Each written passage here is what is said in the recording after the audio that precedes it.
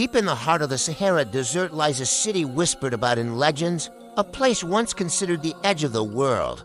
This is Timbuktu. For centuries, its name conjured images of gold, mystery, and immense wealth. But the true treasure of Timbuktu wasn't just gold. It was something far more valuable: knowledge. Welcome to the story of the hidden empire that held more books than much of medieval Europe combined.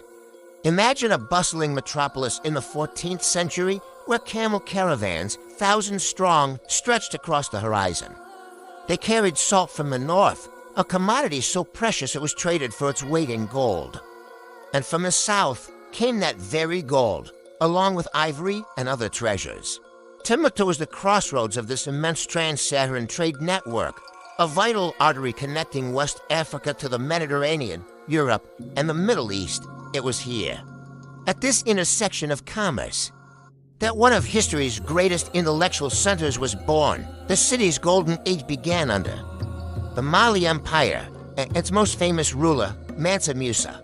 In 1324, he embarked on a pilgrimage to Mecca so lavish it literally changed the value of gold in the Mediterranean. On his return, he brought with him the greatest architects and scholars of the Islamic world. They built magnificent mosques from sand and earth, like the legendary Djingueber, which still stands today. Timbuktu was transformed from a simple trading post into a sophisticated urban center, a beacon of Islamic civilization. But as the caravans brought goods, they also brought scholars, poets, and scientists. Timbuktu became home to the prestigious University of Sankore, an institution that wasn't a single building, but a collection of independent schools, each run by a master scholar.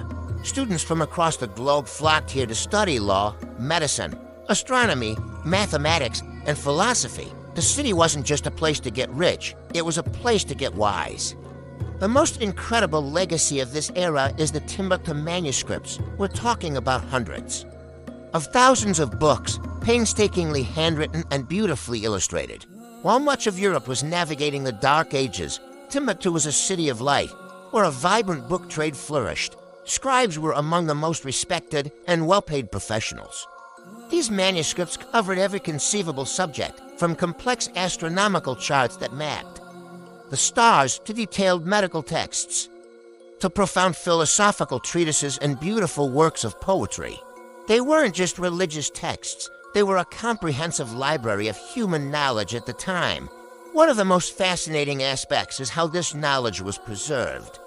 Families became custodians of these literary treasures, passing them down through generations. These private libraries, hidden in homes across the city, were the true guardians of Timbuktu's intellectual heritage.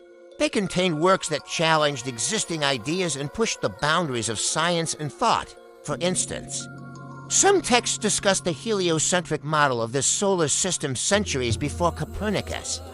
Others detailed surgical procedures or explored the ethics of governance. This was a place of vibrant debate and intellectual curiosity. So what happened to this legendary city? The decline began in the late 16th century with an invasion from Morocco. The invaders sought gold but ended up scattering the city's greatest asset, its scholars. Many were exiled, and the intellectual heart of the city was torn out. The trans-Saharan trade routes shifted, and Timbuktu slowly faded from global prominence, its story becoming more myth than history. The sands of the Sahara began to reclaim the city, and its vast libraries were hidden away, their existence almost forgotten by the outside world. For centuries, these precious manuscripts remained concealed, protected from invaders, colonial powers. And the harsh desert environment, families bricked them up in walls, buried them in the sand, or hid them in caves. They understood the immense value of what they were protecting, not just paper and ink, but the soul of their history. A testament to a time when Africa was a world leader in scholarship and culture. The rediscovery of these texts in the 20th century was like unearthing a lost civilization. It completely rewrote the history books. It proved that a rich tradition of written knowledge and scientific inquiry had thrived in West Africa long before the arrival of Europeans. Today, an international effort is underway to preserve and digitize these fragile documents. It's a race against time, As the manuscripts face threats from climate change and instability, each page saved is a victory. For world history, Timbuktu's story is a powerful reminder that history is often written by the victors, and entire chapters can be lost or ignored. The empire of Timbuktu was not one of conquering armies, but of intellectual giants. Its legacy isn't built of stone, but of ideas. It challenges us to look beyond the familiar narratives and to recognize the profound contributions of African civilizations to our shared human story. The golden city of the desert was, and remains, a city of the mind. Thank you so much for joining us on this journey to the heart of a forgotten empire. If you found this story as fascinating as we did, please hit that like button and subscribe to our channel for more hidden histories from around the world.